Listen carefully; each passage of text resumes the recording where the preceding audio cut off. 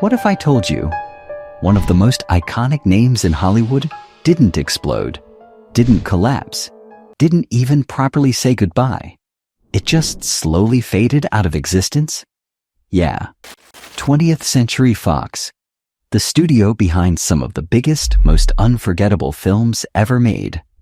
Titanic, Star Wars, Avatar, movies that defined generations.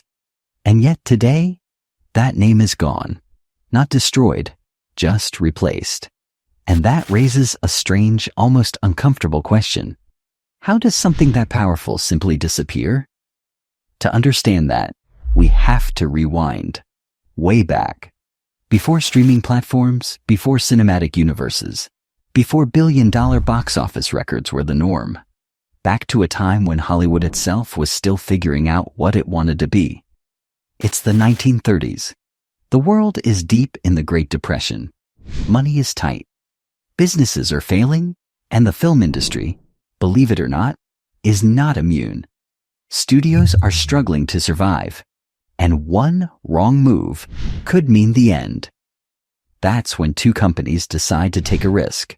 Fox Film Corporation, founded by William Fox, and 20th Century Pictures, led by Darryl F. Zanuck. On their own, they were doing okay. But okay wasn't enough in those times. So in 1935, they merged. And just like that, 20th Century Fox was born. At first, it wasn't some unstoppable giant. It was just another studio trying to stay afloat. But there was something different about it. From the beginning, Fox leaned into big ideas. They weren't afraid of scale. They weren't afraid of ambition. And slowly that started to pay off. As the years passed, Fox built a reputation.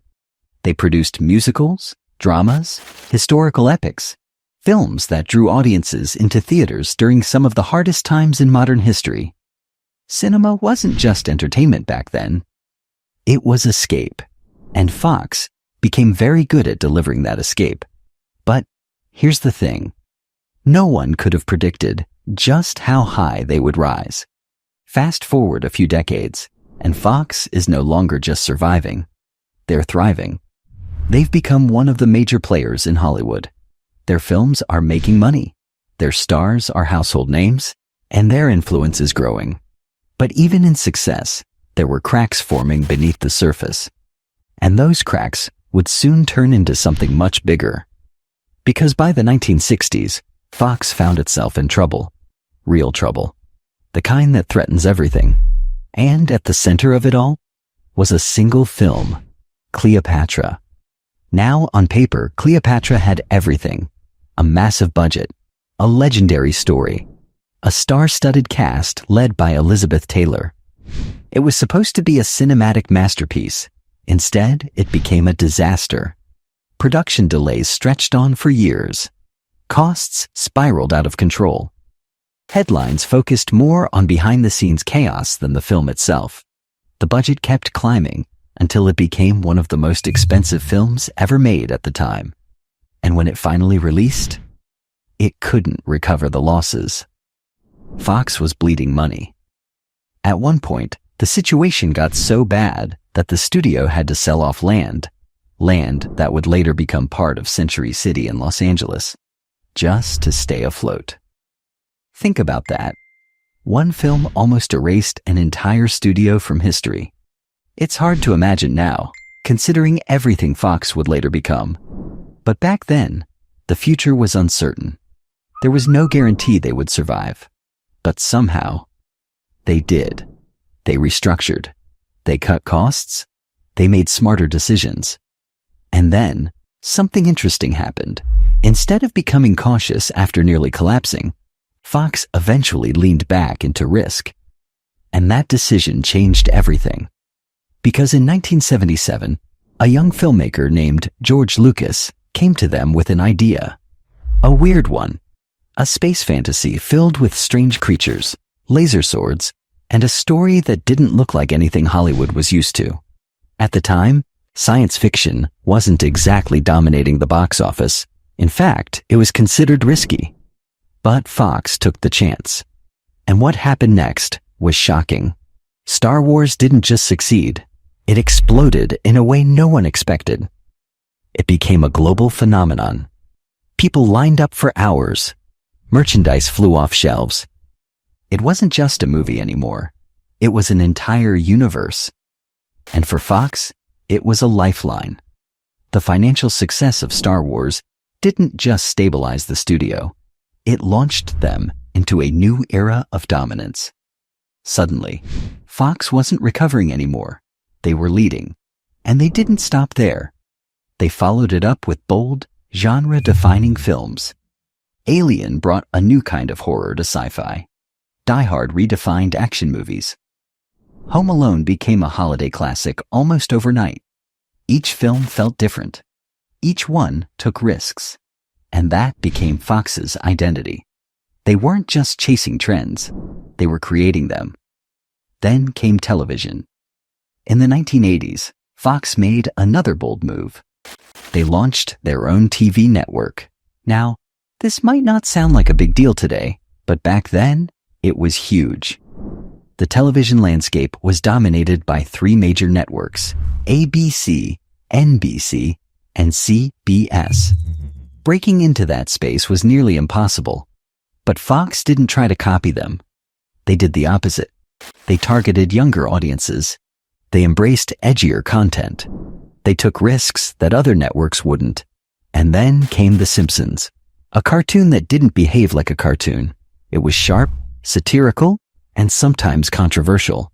And it became a massive hit. Fox wasn't just competing anymore. They were disrupting. But things didn't stay that way. Because success attracts attention, and attention brings power struggles. Enter Rupert Murdoch. Through his company, News Corporation, he acquired 20th Century Fox, turning it into part of a much larger media empire. At first, this seemed like a natural evolution. More resources, more global reach, more influence. And for a while, it worked. Fox continued to produce successful films and shows. They leaned into franchises: X-Men, Ice Age, Avatar, creating long-term revenue streams and global fan bases. But something subtle began to change. The focus shifted. Less about bold, risky storytelling, more about reliable, repeatable success. Now, to be fair, this wasn't unique to Fox. The entire industry was moving in that direction. Franchises were becoming the backbone of Hollywood.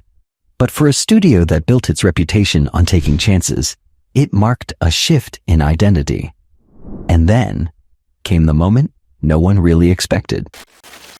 2019, Disney announces it's acquiring 21st Century Fox. Not partnering, not collaborating, acquiring. Just like that, one of Hollywood's oldest and most influential studios became part of another company. And this is where everything changed. Because this wasn't just a business deal. It was a turning point for the entire industry. Disney, already a powerhouse with Marvel, Pixar, and Star Wars under its belt, now had even more control. More content, more franchises, more influence over what audiences around the world would see. And Fox? It lost its independence. But perhaps the most symbolic moment came shortly after. The name 20th Century Fox was officially retired. Now it's simply 20th Century Studios. No Fox. A name that had existed for nearly a century. Gone. And it's hard not to feel something about that, because names matter. They carry history, identity, legacy. And removing Fox wasn't just a branding decision. It was a statement. Today, the studio still exists. Films are still being made under the 20th Century banner. The infrastructure is still there, but the feeling is different. Quieter, less daring, more controlled. Disney now decides what gets made, what gets canceled, what moves forward. And depending on how you look at it, that's either a good thing or a loss. Because while Disney brings consistency and scale, it also brings structure. And sometimes, structure can limit unpredictability, the very thing that made Fox special. But here's the question that lingers. Did 20th Century Fox really fall? Or did it simply become something else? Because technically, it didn't collapse. It didn't fail. It didn't disappear due to poor performance. It was absorbed. And maybe that's the more unsettling reality, because it shows that even giants don't always fall dramatically.